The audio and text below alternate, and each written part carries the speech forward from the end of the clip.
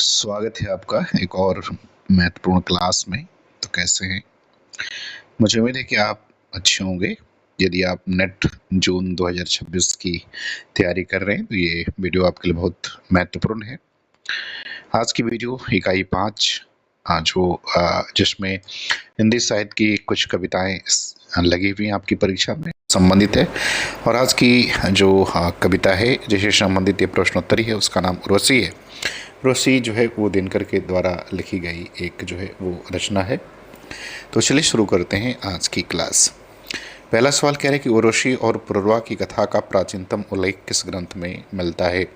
ए Shatapatha Brahmana, B Rigveda, सी कह रहा है श्रीमद् भागवत और डी कह रहा है कि मत्स्य पुराण।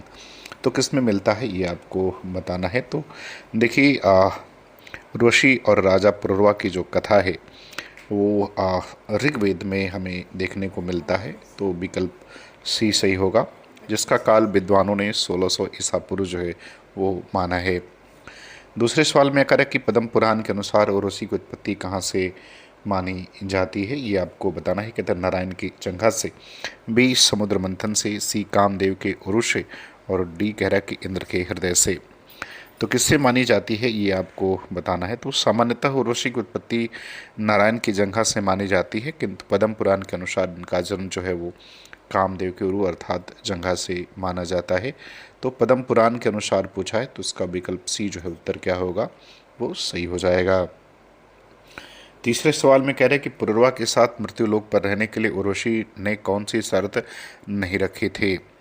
ये कह रहा है कि पुरुरवा को कभी निर्वस्त अवस्था में न देखना, बी पुरुरवा उसकी इच्छा के प्रतिकूल समागम न करे, सी उर्वशी के दो मेष उससे कभी अलग ना हो और पुरुरवा कभी अन्य स्त्री से विवाह न करे। तो आपको बताना है कि पुरुरवा ने जब मृत्युलोक पर जब जो है वो उर्वशी जब मृत्युलोक पर आती है और पुरुरवा के साथ रहने के लिए, तो उर्वशी जो है कुछ शर्तें रखती हैं पुरुरवा के सामने।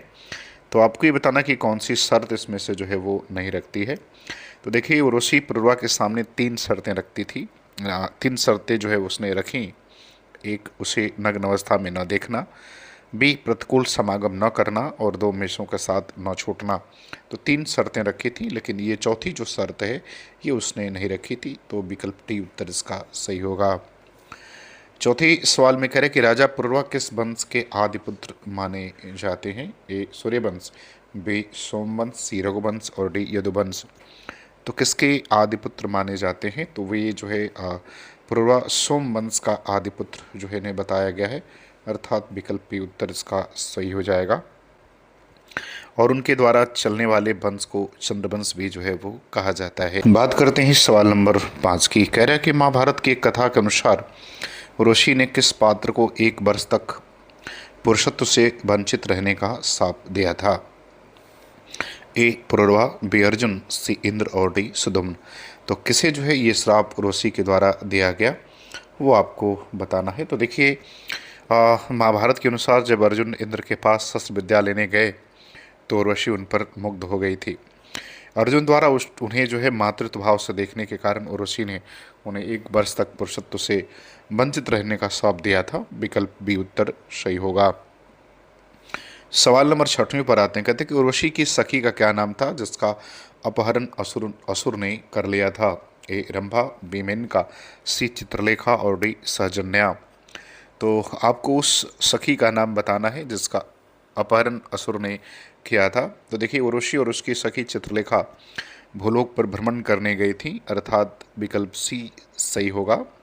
पूरी बात मैं आपको बताता हूँ। उर्वशी और उनकी सखी जो चित्रलेखा थी भूलोक पर भ्रमण करने गई थी जब एक असुर ने उनका अपहरण कर लिया था, जिसे पुरुरवा ने उन्हें मुक्त कराया था। तो विकल्प सी उत्तर सही होगा। 7वें सवाल पर आते हैं। कह रहे कि उर्वशी के तृतीय अंक के प्राकृतिक चित्रण के संदर्भ में कौन सा मिलान सही है? पहला करे आकाश के तारे हीरों के कूप जैसे, दूसरा करे ओस की बूंदे हिमकण जैसी, सी सफ़ेद परावत नभ के रंध्रों में बैठे तारे। अब आपको बताना है कि कौन सा जो मिलान है इसमें सही है। ए में कह रहा है कि पहले का पहला, दूसरे का दूसरा, तीसरे का तीसरा। बी कह रहे कि पहले का तीसरा, दूसरे का पहला, तीसरे का दूसरा। सी कह रहे कि पहले का दूसरा, दूसरे का तीसरा और तीसरे का पहला। और डी कह रहे कि सभी गलत हैं। तो उत्तर बताना है कि इसका सही उत्तर क्या होगा। तो देखिए, कवि के तारों को की बात करूं तो हीरो के कूप, ओस की हिमकड़ और कभी कभी तारों के नम में रंध्रों के रंध्रों में बैठे सफ़ेद परावत अर्थात कबूतर के समान बताया गया है। तो विकल्प इसका पहला जो है वो सही हो जाएगा। आकाश के तारे हीरों के कोप जैसे, ओस की बूंद की बात करें तो हिमकड़ के जैसे, और सफ़ेद परावत और नभ के रंध्रों में बैठे तारे जैसे। तो विकल्प पहला सही हो जाएगा। 8 नंबर प्रश्न में कह रहे कि दिनकर को उर्वशी कृति के लिए किस वर्ष ज्ञानपीठ पुरस्कार प्राप्त हुआ।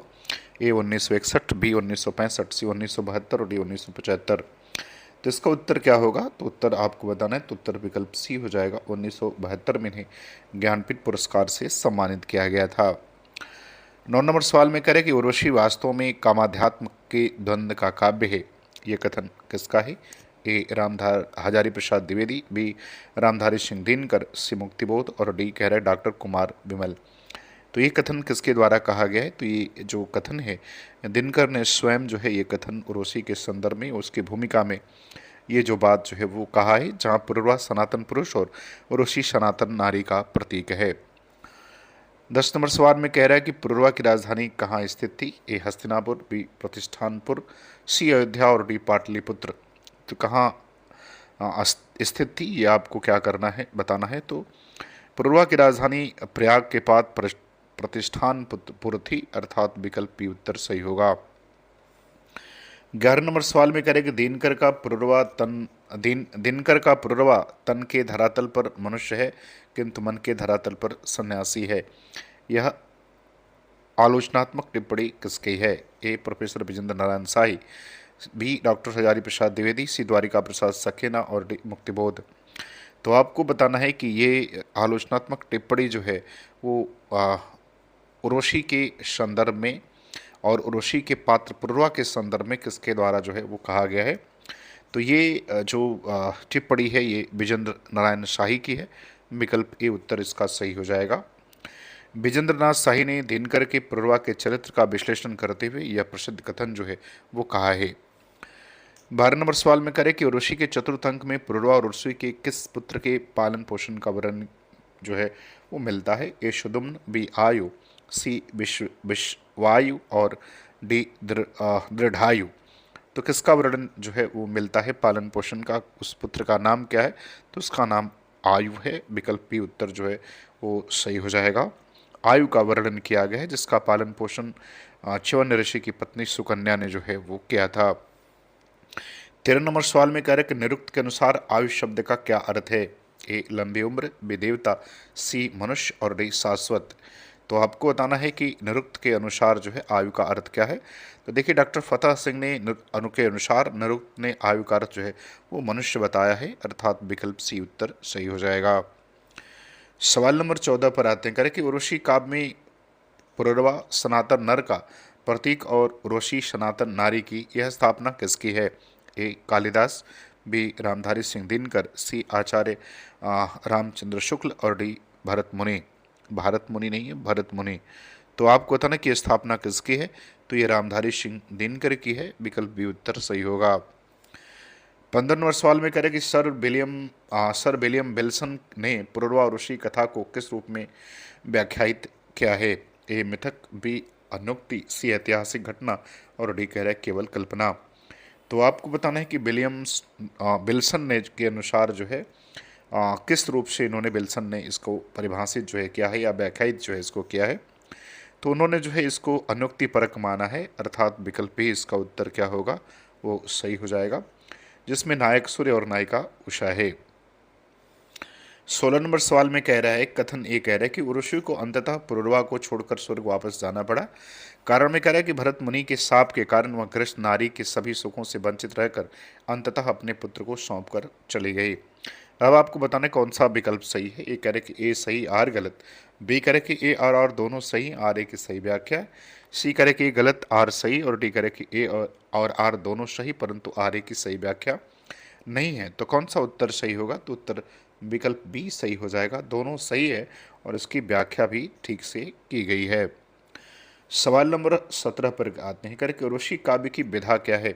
ए महाकाव्य, बी गीतनाट्य, सी खंड काव्य और डी चंपू काव्य। तो उर्वशी एक तरह का गीतनाट्य है, काव्य नाट्य कह सकते हैं। विकल्प बी सही होगा, जो 5 अंकों में विभाजित है। 18 नंबर प्रश्न पर आते हैं, करके उर्वशी में वृषमना पात्र की क्या भूमिका है? ए राजा का मित्र, बी राज ज्योतिषी, सी सेनापति और डी द्वारपाल। तो आपको बताना है कि विश्वमना जो है वो कौन है और उसकी भूमिका क्या है। तो अगर हम पात्रों में बात करें विश्वमना की, तो राज ज्योतिषी, कंचुकी और सफासत आदि की भूमिका में है। तो इसको उत्तर विकल्प जो है बी में रखेंगे, विकल्प बी हो जाएगा। राज ज्योतिषी की भूमिका में है, तो विकल्प बी उत्तर इसका क्या होगा, वो सही हो जाएगा। 19 नंबर सवाल में कह रहा है कि उर्वशी प्रेम की अतल गहराई का अनुसंधान करने के लिए लिखी गई है। ये कथन किसका है? ये दिनकर, पी हजारी प्रसाद द्विवेदी, सी डॉक्टर सावित्री सिन्हा और डी नरेंद्र देव। तो ये कथन किसका है? तो ये कथन स्वयं दिनकर जी का है। विकल्प ए उत्तर इसका क्या होगा, सही होगा। सवाल नंबर 20 में कह रहा है कि उर्वशी के किस अंक में पतिव्रता स्त्री की मति और पुरुष का स्वभाव जैसे दो तथ्यों को केंद्र में रखा गया है? ए प्रथम अंक, बी द्वितीय अंक, सी तृतीय अंक और डी पंचम अंक। तो उत्तर आपको बताना इसका सही उत्तर क्या होगा। तो इसका सही उत्तर विकल्प बी हो जाएगा, द्वितीय अंक। बात करते हैं सवाल नंबर 21, कह रहा है कि उर्वशी विश्व ब्राह्मणीय मानस के नित्य नवीन सौंदर्य कल्पना के रूप में ऐसी निखरी है कि आश्चर्य होता है। यह आलोचना किसकी है? ए मुक्तिबोध, बी हजारी प्रसाद द्विवेदी, सी कुमार विमल और डी विजेंद्र नारायण शाही। तो इसका सही उत्तर क्या होगा ये बताना है। तो ये जो आलोचना संबंधी मत है, ये जो है हजारी प्रसाद द्विवेदी का है। विकल्प बी उत्तर इसका क्या होगा, वो सही हो जाएगा। बात करते हैं सवाल नंबर 22, कह रहे कि उर्वशी के तृतीय अंक में पुरुरवा और उर्वशी का मिलन किस स्थान पर होता है? ए प्रतिष्ठानपुर के राजमहल में, बी नंदन वन में, सी गंधमादन पर्वत पर और डी बद्रीनाथ धाम में। तो तीसरे अंक में पुरुरवा और उर्वशी का मिलन किस स्थान पर होता है, ये बताना है। तो ये मिलन जो है गंधमादन पर्वत पर होता है। विकल्प सी उत्तर इसका क्या होगा, सही हो जाएगा। पुरुरवा और उर्वशी के गंधमादन पर्वत पर 1 वर्ष तक मादक विहार और संयोग का वर्णन जो है वो किया गया है। 23 नंबर सवाल में कह रहा है कि इंद्रियों के मार्ग से अतीन्द्रिय धरातल का स्पर्श यही प्रेम की आध्यात्मिक महिमा है। यह विचार दिनकर के ने किस कृति के संदर्भ में व्यक्त किया है? ए रश्मिरथी, बी कुरुक्षेत्र, सी उर्वशी और डी परशुराम की प्रतिज्ञा। तो दिनकर ने यह जो है विचार अपनी कृति उर्वशी के संदर्भ में किया है। विकल्प सी उत्तर इसका क्या होगा, वो सही हो जाएगा। 24 नंबर सवाल में कह रहे कि उर्वशी काव्य में तिमिर और दीपक किसके प्रतीक हैं? ए रात्रि और दीपक, बी अज्ञान और ज्ञान, सी तमोगुण वासना और ज्ञान, डी मनुष्य और जीवन। तो उर्वशी काव्य में तिमिर और दीपक किसके प्रतीक हैं, ये बताना है। तो देखिए काव्य में के प्रतीकों के अनुसार तिमिर तमोगुण वासना का प्रतीक है और दीपक ज्ञान का प्रतीक है। तो विकल्प सी उत्तर सही हो जाएगा। सवाल नंबर 25 पर आते हैं, करें कि पुरुरवा की पत्नी और प्रतिष्ठानपुर की महारानी का क्या नाम है? ए सुकन्या, बी औसीनरी, सी अपाला और डी चित्रलेखा। तो आपको बताना है कि पुरुरवा की पत्नी और प्रतिष्ठानपुर की महारानी का क्या नाम है। तो नाम औसीनरी है, अर्थात विकल्प बी उत्तर सही होगा। औसीनरी पुरुरवा की पत्नी और प्रतिष्ठानपुर की महारानी है। सवाल नंबर 26 पर आते हैं, कह रहे कि प्रेम का आरंभ भौतिकता में और परिपाक अध्यात्म में है। यह पंक्ति किस रचना की भूमिका से उद्धृत है? ए कामायनी, बी साकेत, सी उर्वशी और डी प्रवास। तो किसकी भूमिका में यह कहा गया है यह कथन? तो ये कहा गया है उर्वशी की भूमिका में, जहाँ वे प्रेम को पहले फिजिकल और फिर जो है मेटाफिजिकल बताते हैं। विकल्प सी उत्तर सही हो जाएगा। 27 नंबर सवाल में कह रहे कि उर्वशी को मर्दानी औरत की संज्ञा किसने दी है? ए धर्मवीर भारती, बी विजेंद्र नारायण सिंह, सी नरेंद्र शर्मा और डी मुक्तिबोध। तो किसने जो है उर्वशी को मर्दानी औरत की भूमिका की संज्ञा, मर्दानी औरत की संज्ञा जो है दी है? तो ये दिया है आपके विजेंद्र नारायण सिंह ने। विकल्प भी उत्तर सही होगा। 28 नंबर सवाल पर आते हैं, कह रहे कि शायद यह इस कृति को वस्तु की मांग रही हो। दिनकर ने यह बात उर्वशी के किस विशेषता के संदर्भ में कही है? ए दार्शनिकता, बी भाषा और अलंकृत और अभिजात्य, सी प्रतीकात्मकता और डी गीति तत्व। तो आपको बताना है कि दिनकर ने यह बात उर्वशी की किस विशेषता के संदर्भ में कही है। तो ये कही कि भाषा की अलंकृति और अभिजात्य। विकल्प बी उत्तर इसका जो है वो सही हो जाएगा। दिनकर की भाषा प्रायः सादगीपूर्ण रही है, किंतु उर्वशी में भाषा जो अलंकृत और अभिजात्य की चमक पहन कर आई है, उसे वे वस्तु की मांग जो है वो मानते हैं। सवाल नंबर 29 पर आते हैं। करें कि पुरुरवा और उर्वशी के विवाह के बाद कितने पुत्रों का उल्लेख मिलता है शतपथ ब्राह्मण और पुराणों के अनुसार? आपको बताना है ए 3, बी 5, सी 6 या 9 और डी कह रहे हैं कि 1। तो आपको बताना है कि शतपथ ब्राह्मण और पुराने के अनुसार जो है कितने पुत्रों का उल्लेख मिलता है। तो 6 या 9 ऐसा उल्लेख मिलता है। विकल्प सी हो जाएगा। शतपथ ब्राह्मण में 6 पुत्रों का उल्लेख मिलता है, जबकि अन्य स्थान पर आयु, आसु व अमावसु सहित जो है वो 9 पुत्रों का उल्लेख मिलता है। तो 7 और 9 जो है, 6 और 9 जो है, ये दोनों उल्लेख हमें देखने को मिलता है। बात करते हैं सवाल नंबर 30 की। करें उर्वशी शब्द का अर्थ क्या है? ए हृदय में बसने वाली, बी उत्कट अभिलाषा या अपरिमित वासना, सी स्वर की सुंदरी और डी चंचल बिजली। तो आपको बता उर्वशी का अर्थ क्या है। तो देखिए उर्वशी का कोशगत जो अर्थ है वो उत्कृष्ट अभिलाषा, अपरिमित वासना या काम बताया गया है, अर्थात विकल्प बी उत्तर इसका सही होगा। सवाल नंबर 31 पर आते हैं। कर कि भरत मुनि ने उर्वशी को क्या श्राप दिया था? ए पत्थर बन जाने का, बी भूलोक में मनुष्य की भांति रहने का, सी कुरूप हो जाने का और डी अपनी स्मृति खो देने का।